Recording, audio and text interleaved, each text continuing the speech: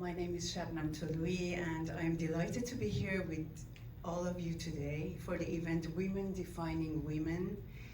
And it's a great honor for me to be part of this special occasion where we celebrate the power and influence of women in various aspects of life and art.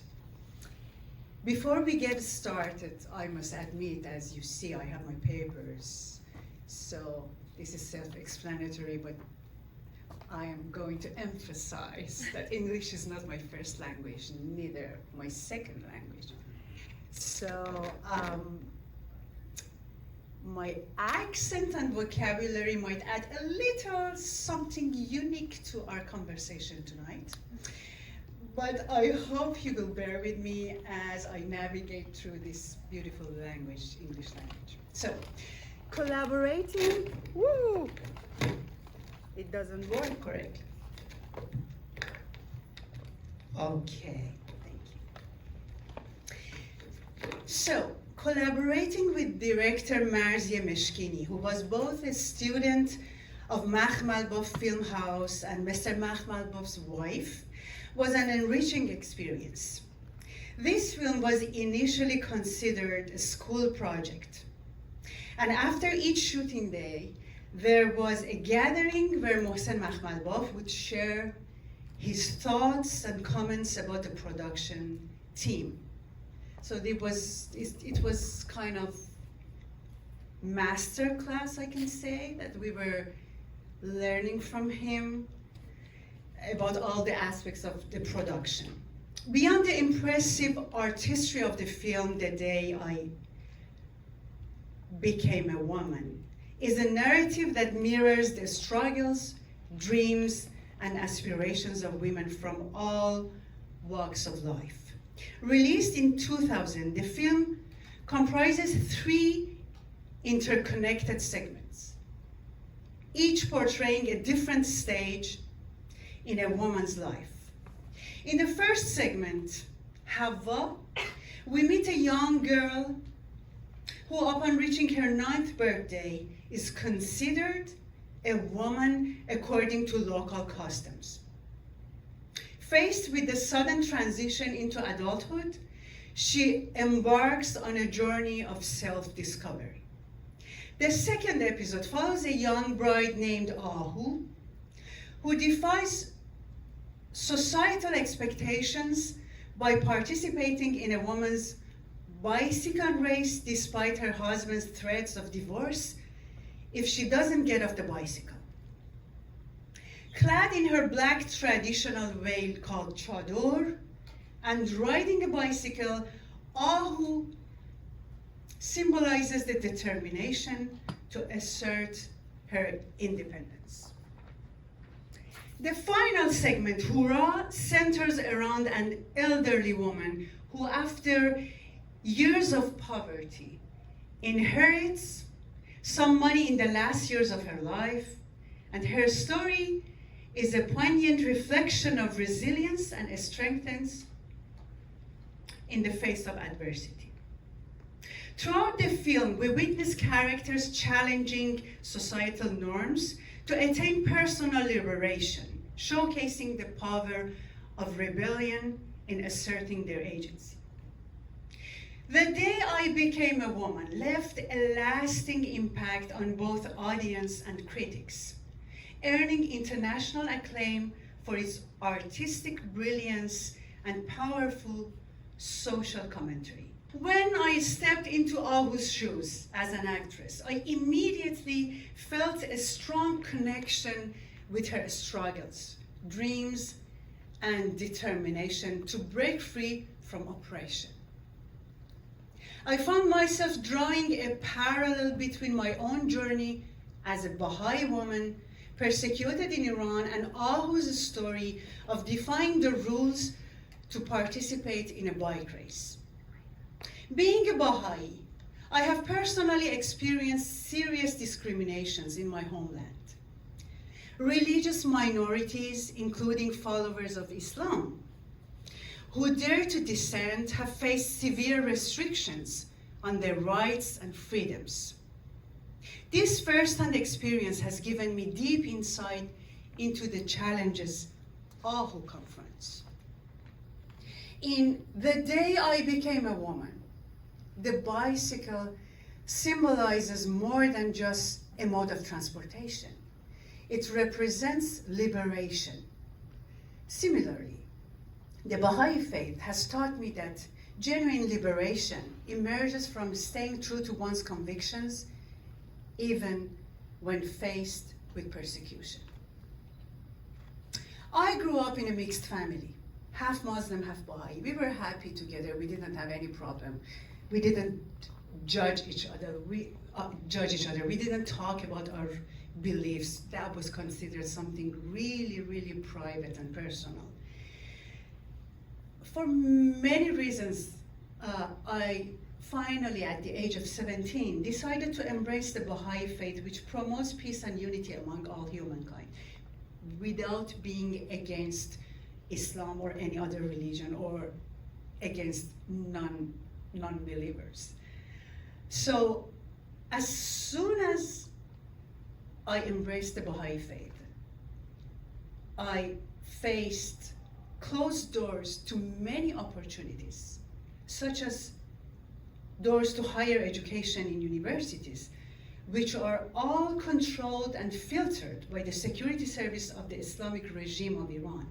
However, that didn't deter me from pursuing my dreams. At the age of 18, after finishing high school, I turned to writing short stories, using the power of words to express myself and share my thoughts with others.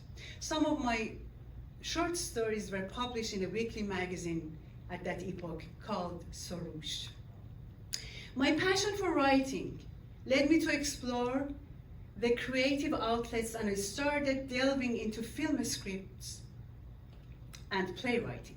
I decided to pursue cinematographic education in a private school. However, once again, I faced disappointment as I was told in the very last day of my graduation that I couldn't make films in Iran because I wasn't deemed valid by the security services of Islamic regime.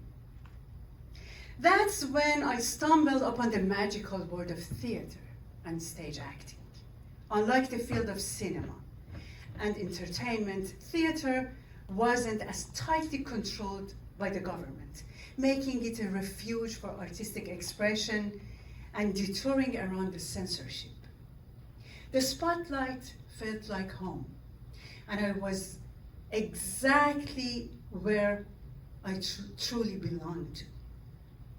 There was a place where we could imagine, as John Lennon says, that there was no heaven, no hell below us.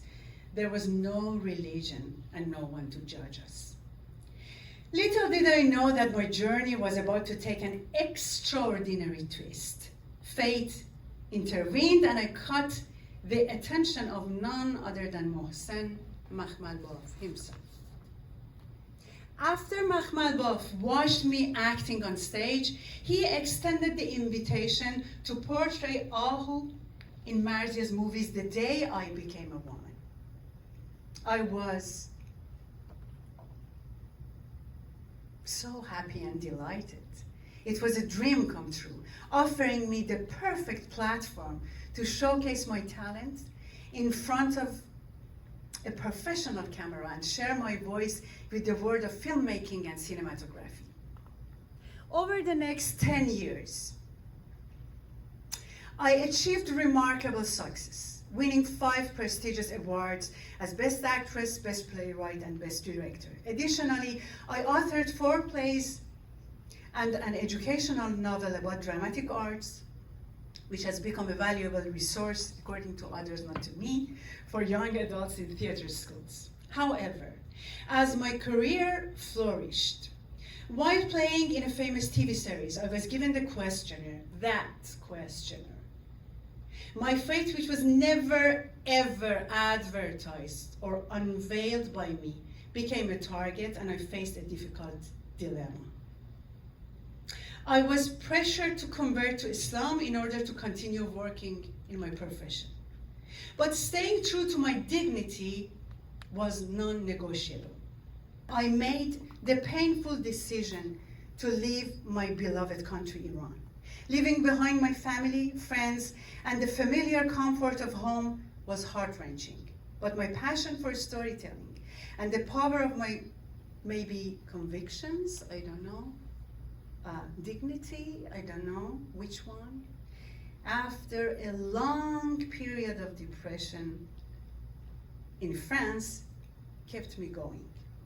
Those awards I received in Iran became symbols of resilience, serving as a reminder of the profound impact storytelling can have in bringing people together despite the challenges and differences we face.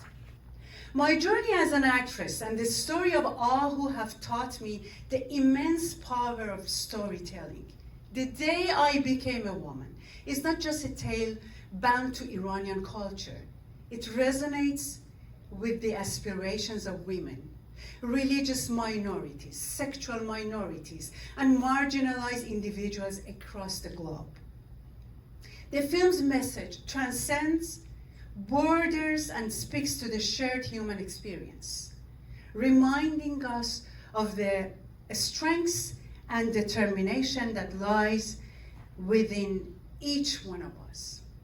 Through storytelling, we can bridge the gaps between cultures and connect with the hearts and minds of people from diverse backgrounds, fostering empathy and understanding.